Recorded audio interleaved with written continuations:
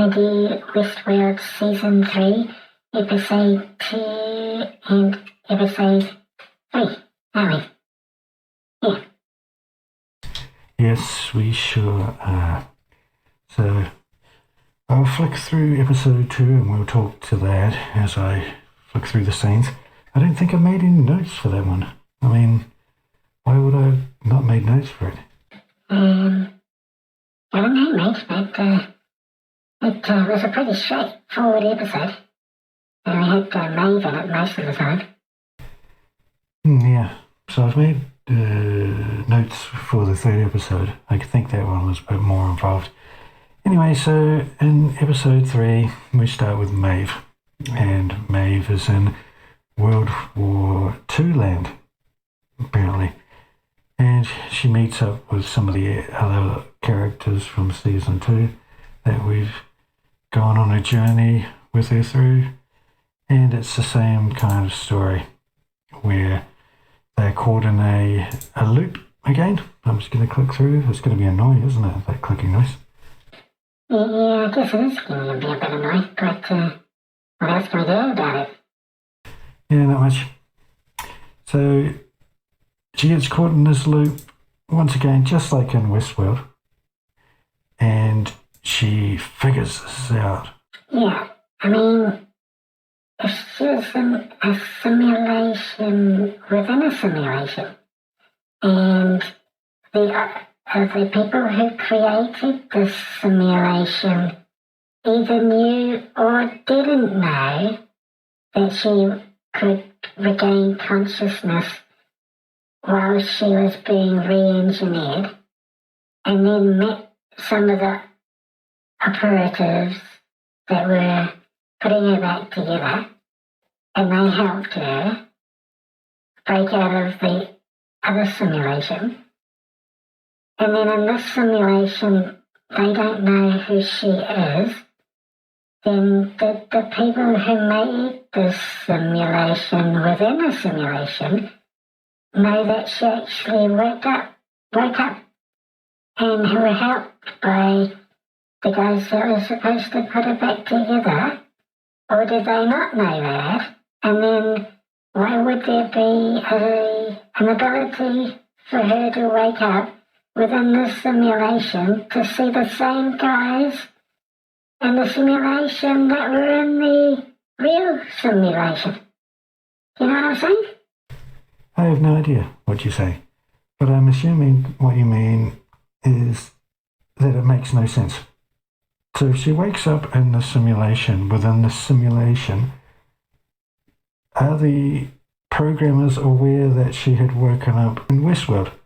And if so, why would they have not programmed the operatives that worked on her to recognize her? I just don't understand that part.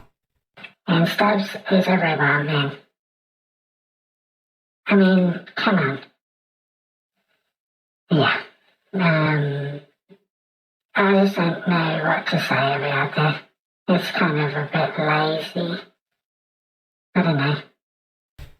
Well, I mean, you could kind of see it from Season 2, the end of Season 2, where he lets Dolores or Hale or whatever leave in whoever's body she was in. And you could kind of think, oh, well, maybe he's a robot man too. But anyway, we find out he's a robot man and he helps Bernard. Because Bernard's come back to try and see if he can find Maeve, who is going to then hunt down Dolores. At this point, I kind of want to ask, why is Maeve interested in hunting down Dolores? What is her motivation for this? I don't know.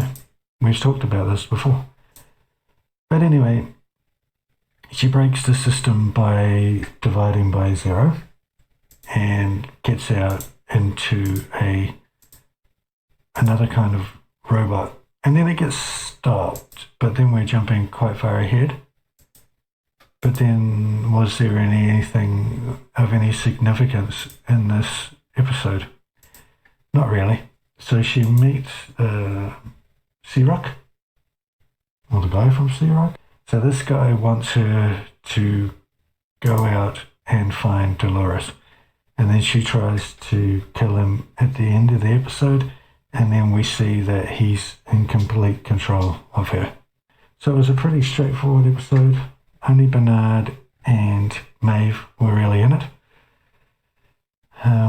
So we'll move on to episode 3 because that one's far more interesting to talk about. So I'll just load that up and speak through that. So this one's all about kind of Hale and who she is in this world. Is this the real world, or is this a simulation of a futuristic world?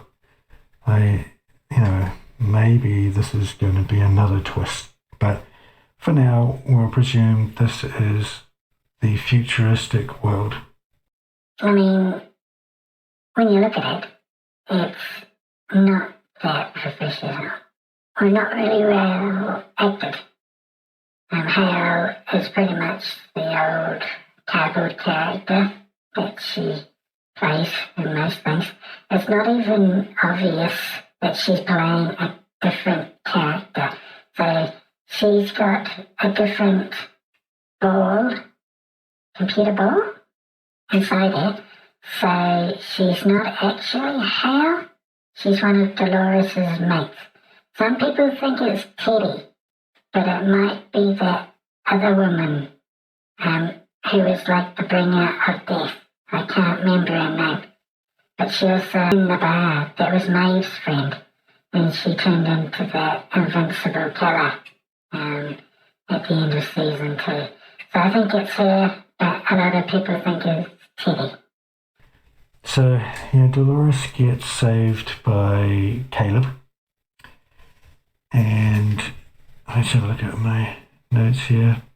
So they go away in an ambulance, and then some police stop the ambulance who are actually contract killers who are looking for Dolores. Now Caleb stops one of them, Dolores kills the others, and then Dolores drives away, leaving Caleb behind. Hale meets her ex-partner, and she finds out she has a kid. And then she kind of develops a bond with this kid.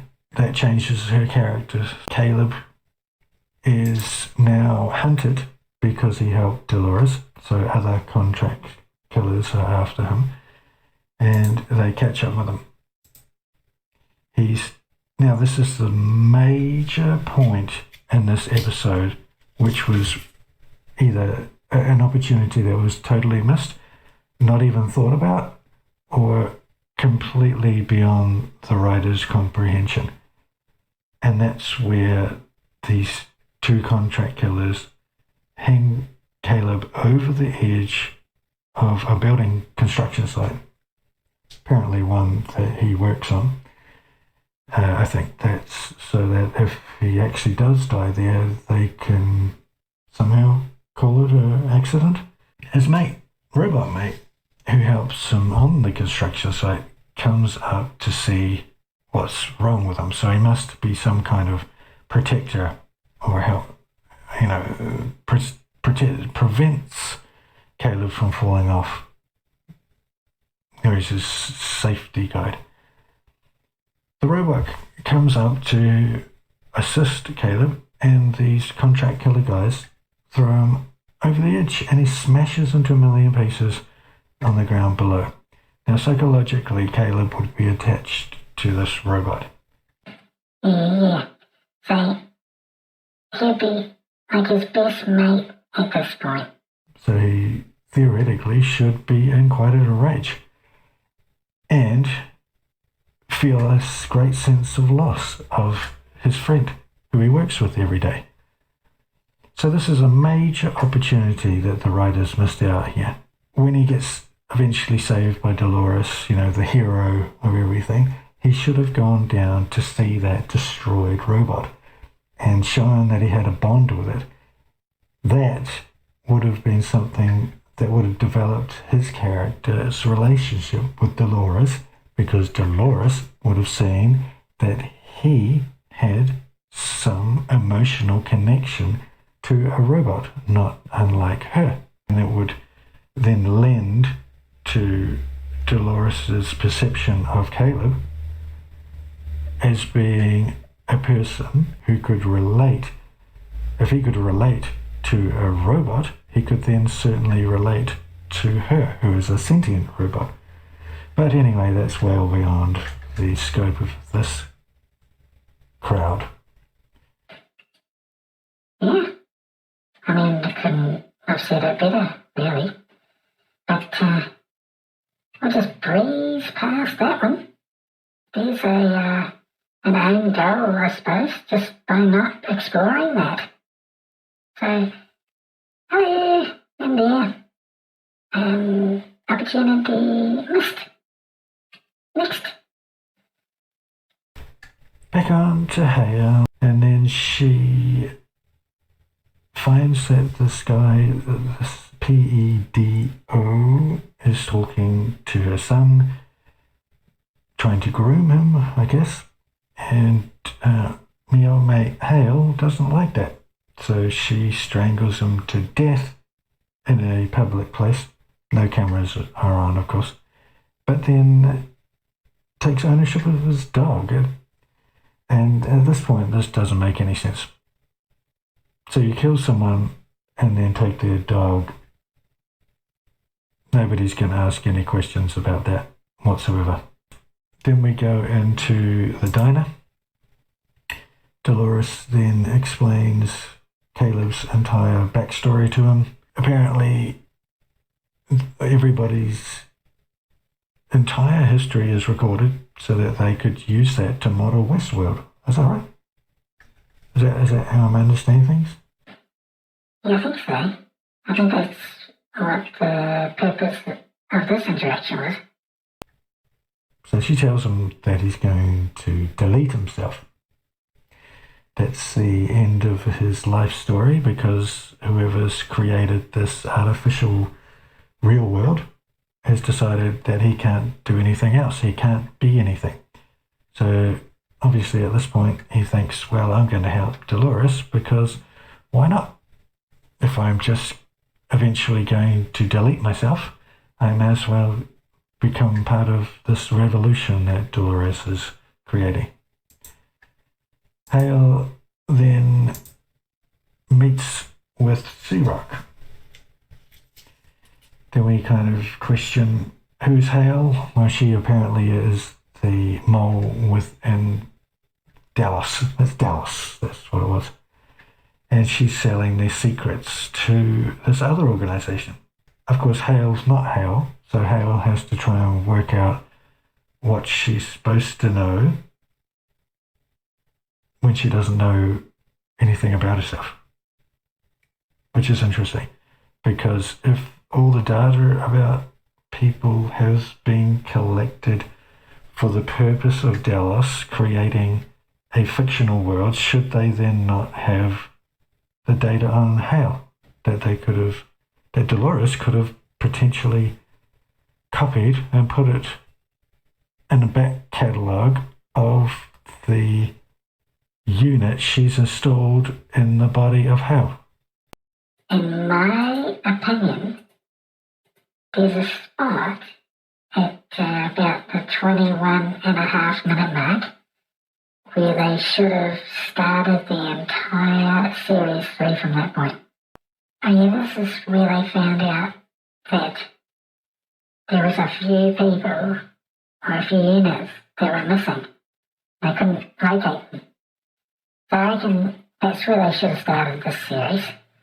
It would have been pretty good from there. And yeah, that's great. I don't know what else to say, really. The only other thing I've got a problem with, and I do have a problem, is that Hale seems to be smoking a lot in these shows. I don't quite understand that. What's the symbolism of that? Is this just because I mean, it's not really socially acceptable these days, but she's doing it right out there on the film. I mean, they even deleted this stuff from 1980s shows. I'm not sure what point they're trying to make. But anyway, that's a side note. Yep.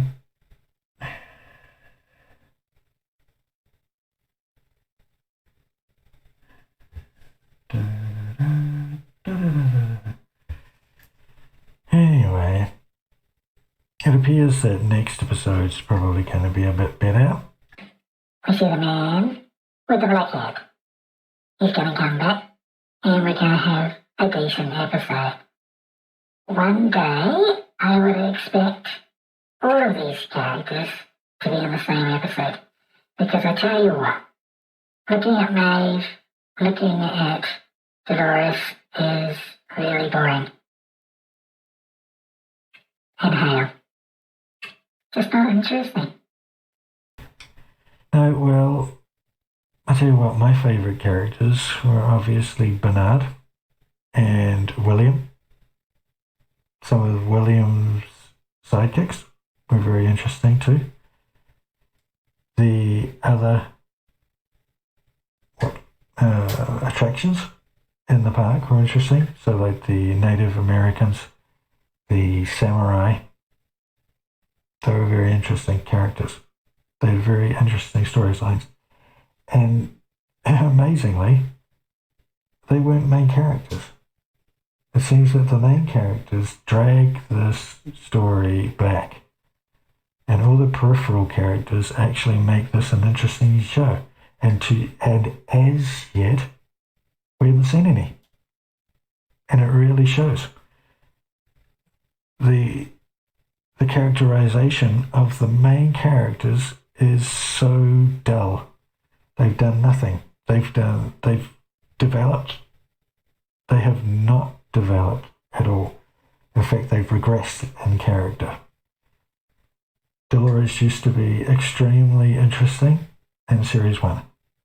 Now she has no personality. Maeve is probably the same character she's always been. So she's just plateaued out, and that's what she is. Hale, I have no idea what she's doing in this series. I don't know what the purpose of her character is. I guess all will be revealed. But, you know what I'm looking forward to seeing? The Man in Black. The Man in Black? I would imagine.